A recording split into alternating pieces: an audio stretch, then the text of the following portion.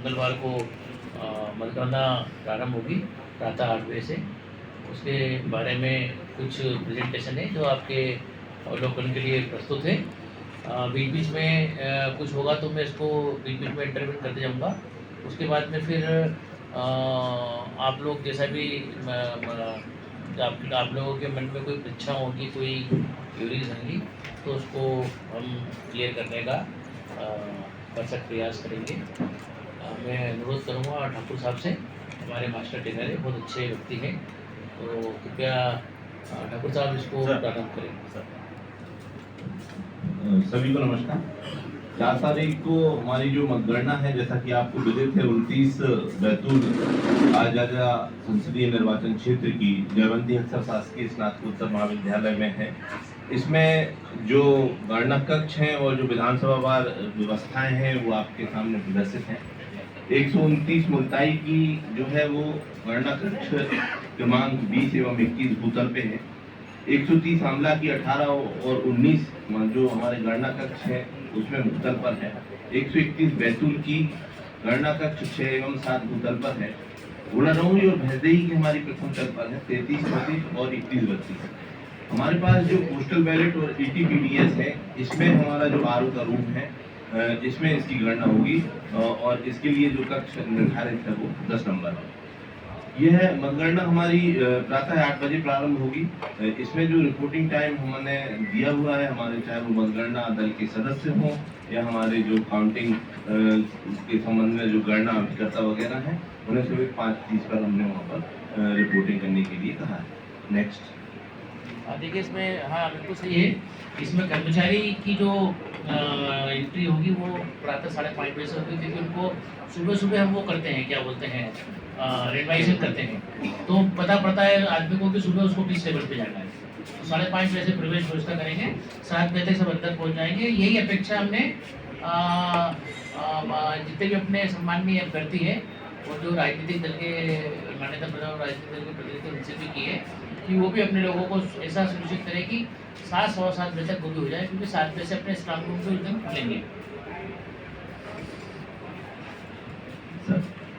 ये आप देख रहे हैं कि नहीं, इसमें ये है कि जो मुल्ताई, आमला और बैतूल है, ये तो मेरे ख्याल से नीचे ग्राउंड फ्लोर पे होगा, बाकी घोड़ाडोंगरी और प्रथम तल पे होगा।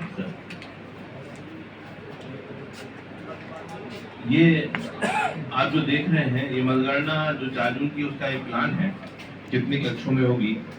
मुल्ताई के 296 हमारे मतदान केंद्र हैं और इसमें कुल 21 टेबल 2 कक्षों में लगी हुई हैं और इसमें हमारे 14 राउंड पूरे होंगे और एक राउंड हमारा जो है 15वां जो है वो कुछ टेबलों पर हमारी EVM जाएंगी। 130 आमला में 276 मतदान केंद्र हैं, 21 टेबल लगी हुई हैं और इसमें हमारे 13 राउंड पूरे होंगे और 14वां राउंड में हमारी कुछ टेबलों पर हमारी EVM जाएंगी। इसी प्रकार से बैतूल में जो हमारा 131 है, 297 हमारे मतदान केंद्र हैं, इसमें भी 21 टेबल हैं, इसमें हमारे 14 राउंड कंप्लीट हैं और बाकी 15वें राउंड के आसपास इसका औसत यदि हमारे। घोड़ाडोंगरी ये हमारा सबसे बड़ा 365 मतदान केंद्रों वाला हमारा विधानसभा क्षेत्र है, इसमें 14 पूर्ण हमारे राउंड होंगे।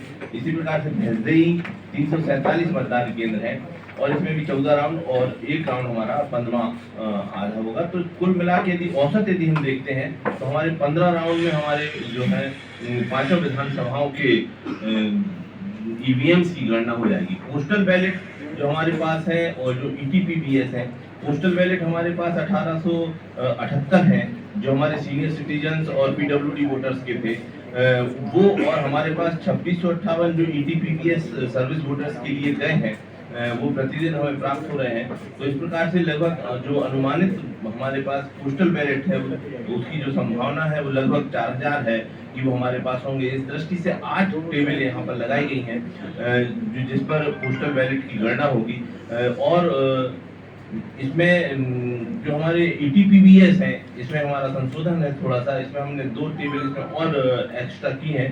तो ETPBS की जो स्कैनिंग है वो 6 टेबलों पर की जा रही है, उसके प्रस्ताव भेजे थे वो अब आ गए हैं। तो अब ETPBS की जो स्कैनिंग होगी, जो पोस्टल बैलेट हमारे आते हैं जो सर्विस वोटर्स के लिए है, वो 6 टेबलों पर होगी। तो इस तरीके से हमारी पोस्टल बैलेट और ETPBS के संबंध में ये जानकारी है। नेक्स्ट। इसमें ये बताऊँ आपको, पोस्टल बैलेट तो अपने को पता है क्या है, ETPBS में पोस्टल बैलेट के रूप में था, लेकिन इलेक्ट्रॉनिकली जनरेटेड होता है। अब इसके अंदर 3 लिफाफे होते हैं, इसकी अपन स्कैनिंग करेंगे पहले। स्कैनिंग करने के बाद में जब ETPBS की पूरी स्कैनिंग हो जाएगी तो उसके बाद में फिर अपन करेंगे 2648 जैसे आपने बताया है, उसमें से मेरे ख्याल से 2000 लगभग डाउनलोड हुए हैं, उसमें जितने भी अब अपने पास आ जाएँ वो बात की बात है। तो कुल मेरे ख्याल से 4000 रहेंगे। और ETPBS की गिनती पूरी स्कैनिंग होने के बाद होगी। वो 3 लिफाफे होते हैं उसमें, ABC, तो वो CAP उसका एक क्रम है, पहले C फिर A लिफाफा फिर B, ऐसे स्कैन होता है। और जब 100% ETPBS के लिफाफे की स्कैनिंग हो जाएगी और जो उसमें जो वैलिड होंगे वो फिर वो काउंटिंग टेबल पे काउंटिंग के लिए आएंगे। तो ये है मोटे तौर पे, ये अपना ये इतने मतदान केंद्र है, 15 से 16 अपने वो लगेंगे और लगभग 4000 3,500-4,000 जो भी है ETPBS और पोस्टल बैलेट इसकी काउंटिंग होगी। ये काउंटिंग के लिए अलग से कक्ष रहेगा इसका। ये जो अपने जो कक्ष बने हैं 10 कक्ष जो है विधानसभा के 2, उसके अलावा रहेगा एक कक्ष नीचे रहेगा जिसमें अलग से 14 टेबलें लगेगी। जिला स्तर पर एक कंट्रोल रूम स्थापित करने का आयोग का निर्देश होता है। यह हमारा 72 घंटे पूर्व जो हमारी मतगणना तिथि है उस पर यह सक्रिय हो जाएगा। इसका जो नंबर है वो 1950 है।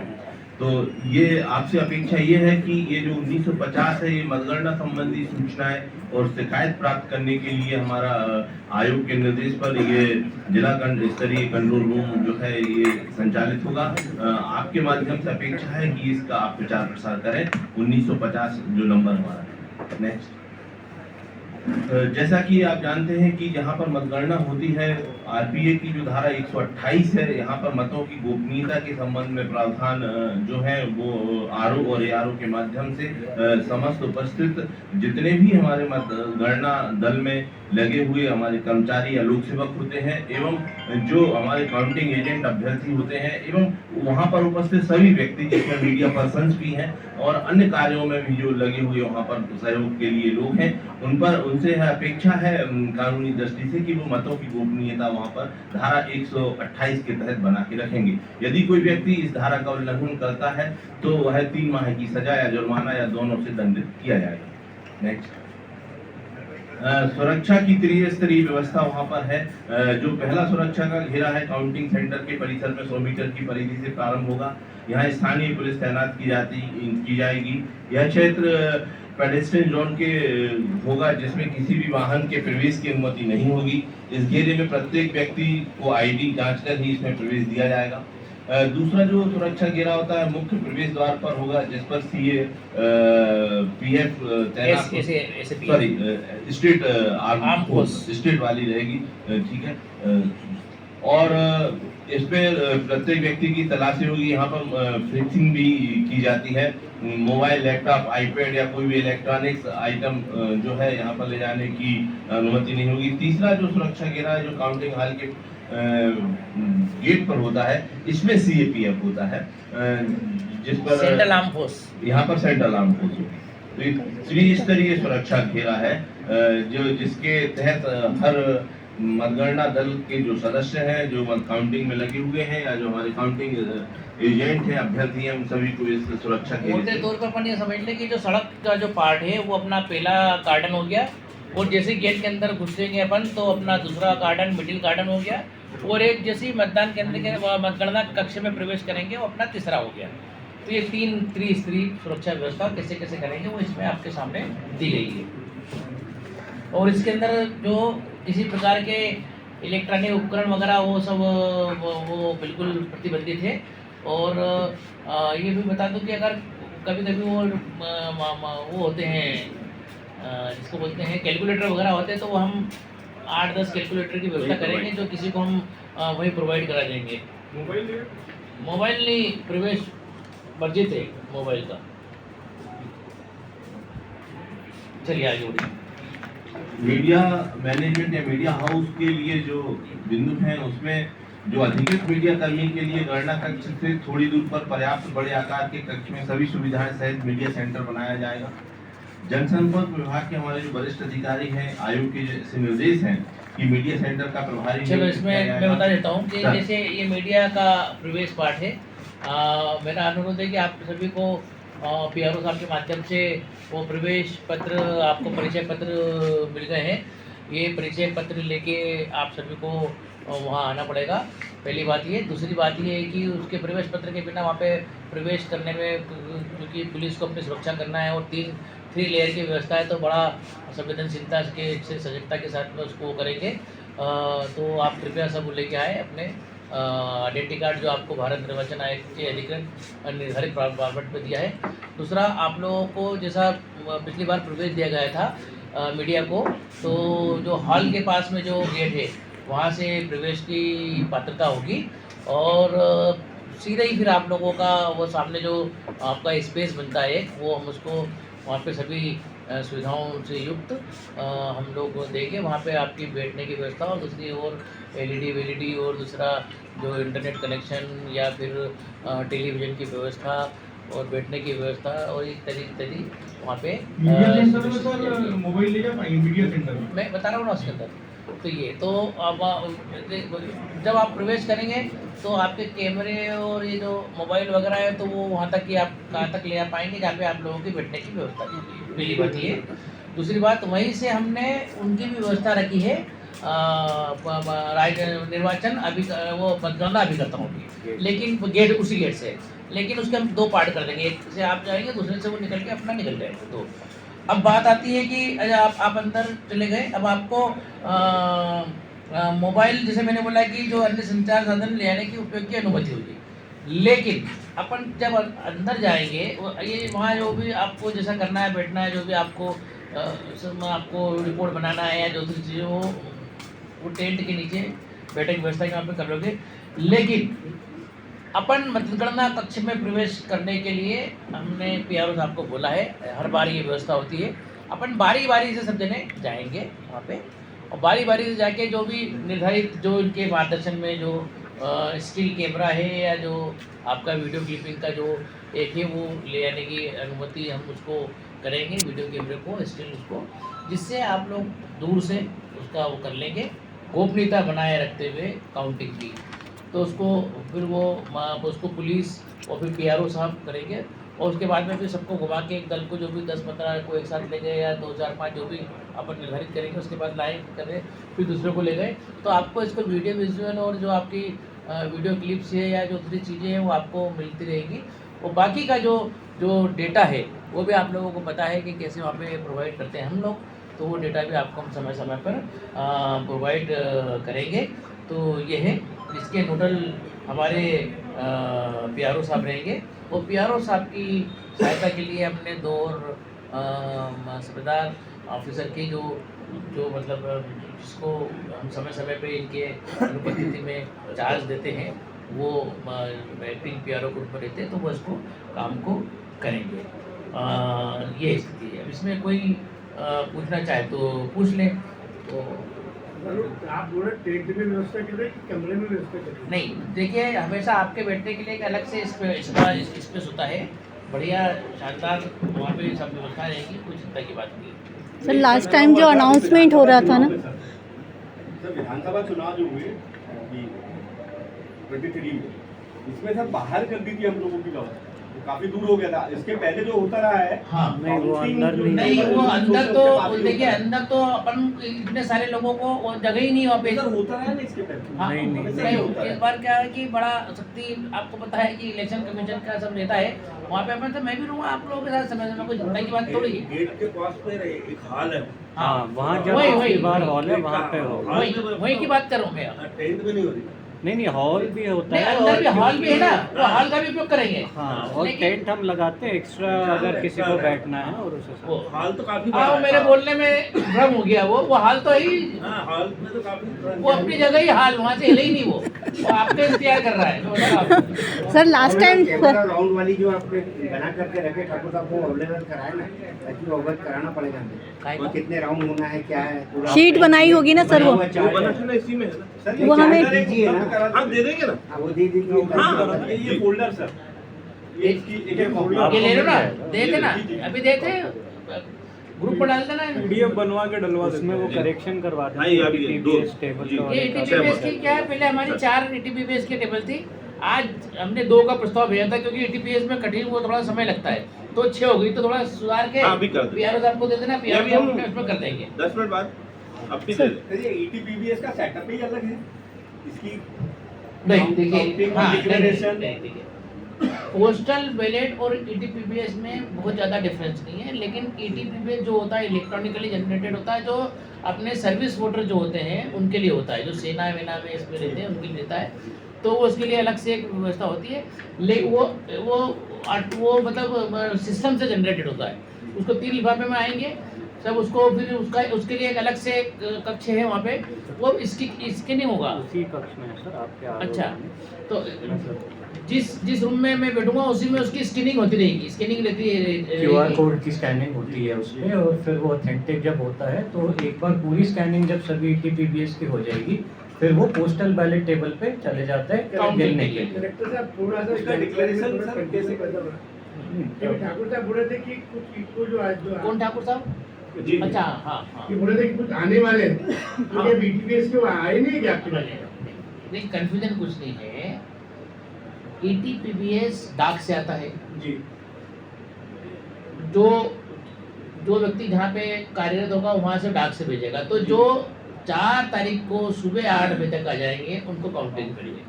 रोज आते हैं ETPBS, रोज आते हैं। जो हम राजनीतिक दलों की और अभ्यर्थियों की उपस्थिति में रोज स्टेशनरी में रखते हैं 3 बजे रोज।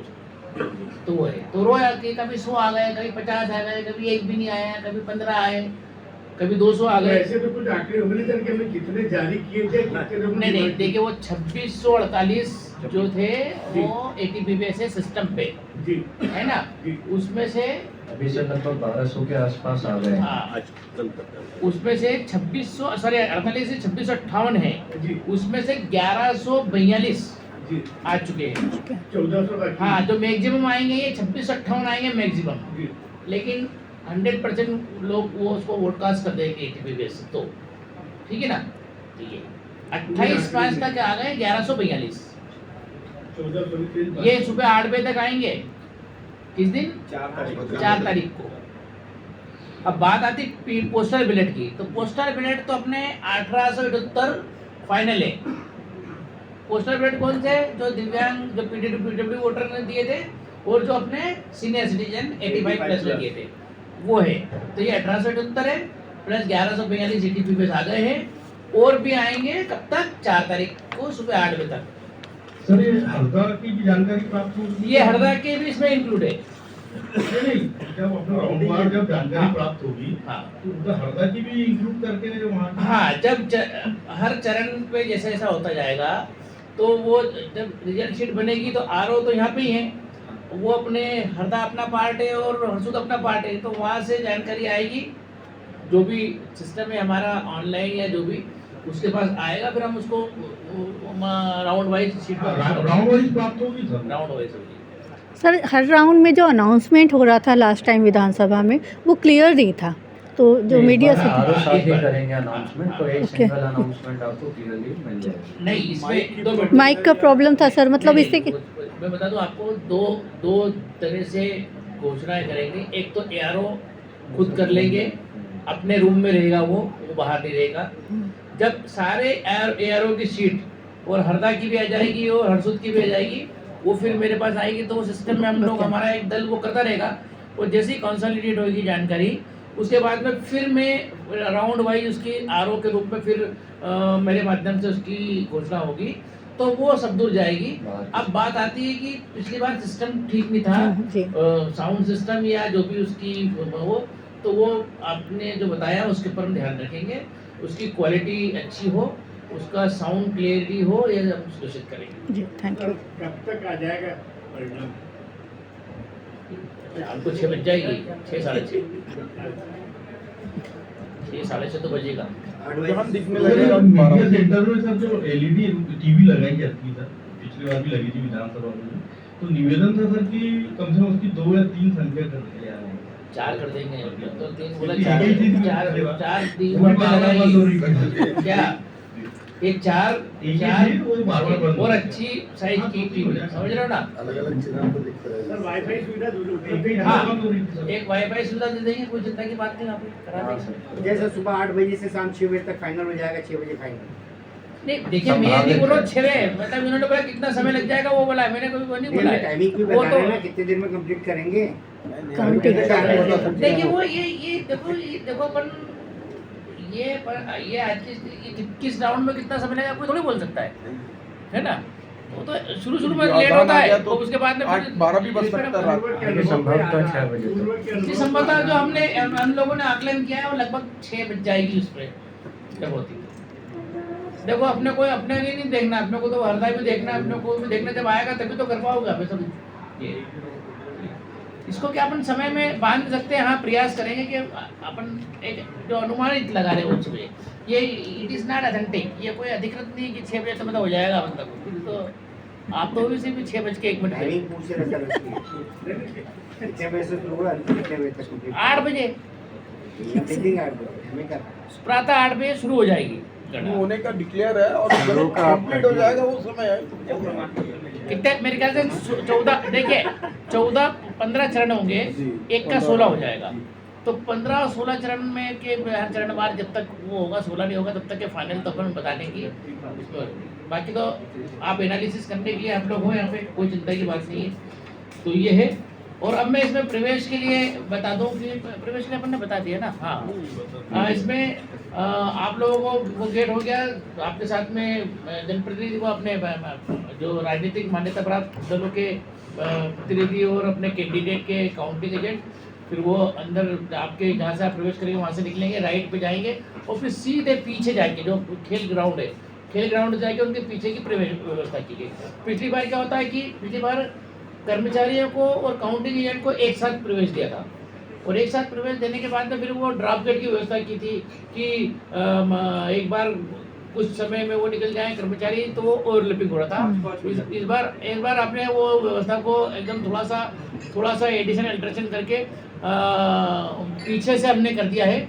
तो इस बार ओवरलैपिंग की जो समस्या थी वो बिल्कुल नहीं होगी, और इस बार जो हमारे जो स्ट्रांग रूम से काउंटिंग हॉल तक की जो ईवीएम का ट्रांसपोर्टेशन होगा, वो ट्रांसपोर्टेशन भी हमने बिल्कुल अलग अलग कर दिया है।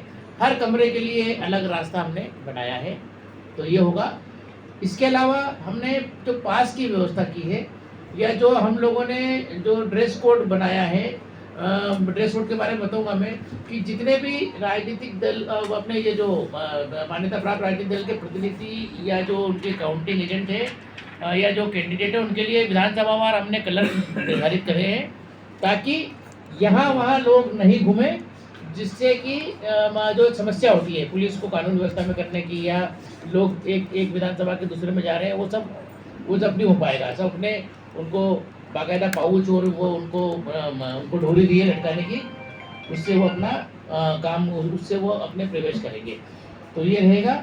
और जो मैं ड्रेस कोड की बात कर रहा हूँ, ड्रेस कोड से मतलब ये है कि जो हर विधानसभा में जो मतपेटियाँ जाएंगी वो उसके लिए अलग अलग दल है, जितनी टेबल है उतने कर्मचारी की ड्यूटी लगाई है, उनके साथ में एक हमने उनका नोडल अधिकारी बनाया है। तो वो नोडल अधिकारी के साथ जाएंगे, उसको हमने जैकेट दी है, जिस कमरे के लिए जो हमने कलर कोड किया है वो जैकेट पहन के जाएगा, ताकि वो भी इधर उधर नहीं हो, नहीं तो पता पड़ा कि ये जाए। अच्छा, इसमें हर आदमी के लिए हमने निर्धारित कर रखा है कि कौन सी मशीन किस टेबल पर किस आदमी को जाएगा, ताकि वो टेबल के ऊपर भी आने जाने में या कोई किसी प्रकार का कोई मिसमैच ना हो, वो भी हमने सुनिश्चित किया है। तो ये स्थिति है।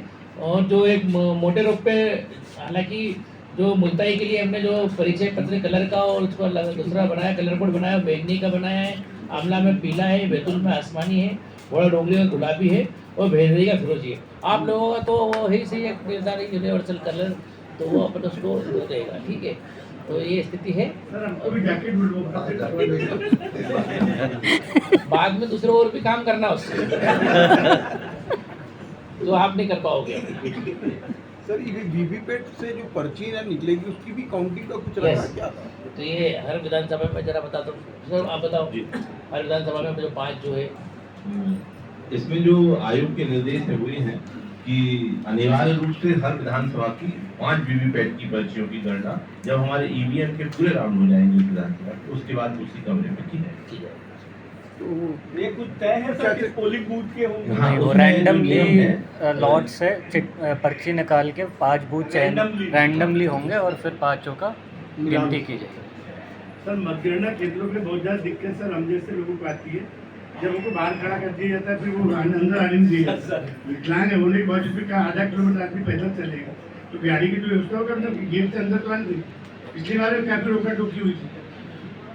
ऐसे कितने लोग हैं? मैं तो अकेला एक। उतर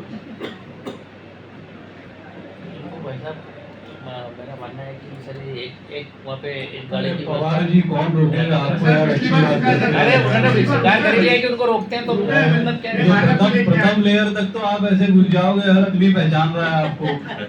सर बालक और ज्यादा आपको दिक्कत आएगी तो आप तो सीधे हमको फोन लगा लेते हो यार, कहाँ आप भी बता रहे सर हो। समस्या है सर हर अच्छा जगह। चलिए ठीक है, आपकी मैं- समस्या मैं- हमारी समस्या है भाई साहब। मैं बता रहा हूँ कोई चिंता की बात कि पूरी पार्किंग व्यवस्था सुनियोजित ढंग से लगा दी गई है। प्रथम लेयर का आपको बता ही दिया गया। आप मीडिया कर्मी का पूरा गेट आइडेंटिफाइड है, कौन सा वाला जो हॉल साइड वाला बड़ा वाला गेट है वो जो है वो- नहीं, मैं ये अंदर की बात कॉलेज चल के रही पास ही तो है। आप कॉलेज की कर बात देते चल रही हैं आप बस। अंदर की बात कर जी रहे सर हैं। वहाँ पे ठीक है। मैंने ये सुझाव कि मोटरसाइकिल अलाउ कर दिया। और भी गाड़ी को अलाउ कर दिया। पीआरओ साहब से पूछ लेंगे कि यदि और ऐसे अन्य हमारे मीडिया के प्रबुद्धजन हैं जिनको कहीं भी बैठने में कोई समस्या है तो नाम आप ले लीजिए, हम उनकी स्पेशल व्यवस्था करा देंगे, कहीं कोई समस्या वाली बात नहीं। और इसमें बोलने वाली बातें नहीं है, आप तो वैसे ही पीआरओ साहब को बता सर दो। जब मतगणना चालू थी सबके फोन बंद हुए थे। दिक्कत इस बात की थी। अरे भैया चालू रहेगा हमारा